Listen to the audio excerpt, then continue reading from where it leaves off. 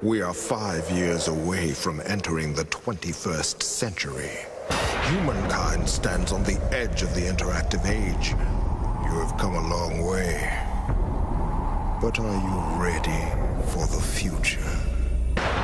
Introducing Biff's Tech Review. Alright, so today I'm going to show you a cost-effective and simple way to get 10 gigabit Ethernet on a MacBook Pro. You're only going to need a couple things. First, you're going to need about 10 USB dongles. You're going to need a USB-C to USB and Ethernet dongle. This one is hyperdrive.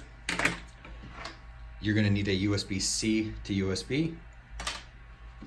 You're going to need a Belkin Thunderbolt dock. You're going to need 10 Ethernet cables, and you're going to need a managed switch to plug those cables into. So in order to save time, I went ahead and already connected everything. You can see that we have both the dongles connected to each other and all connected to the MacBook. Although there is one short, I realized I am a Thunderbolt cable short. That's fine. We'll just stick with 9 gigabit per second for now. So let's go ahead and move over to System Preferences, and I'll show you how to configure the bonded links. So now we just open up System Preferences, and within System Preferences we'll open up the Network panel. Here you can see all of the new connections that we have active.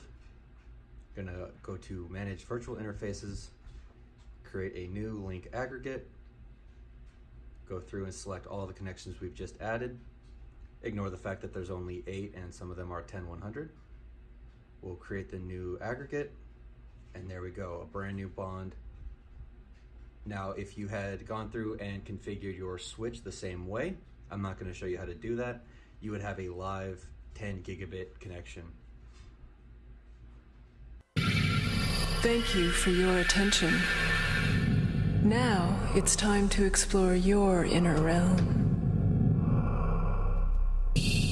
Open your brain and look inside. Prepare to enter the theater of the eye.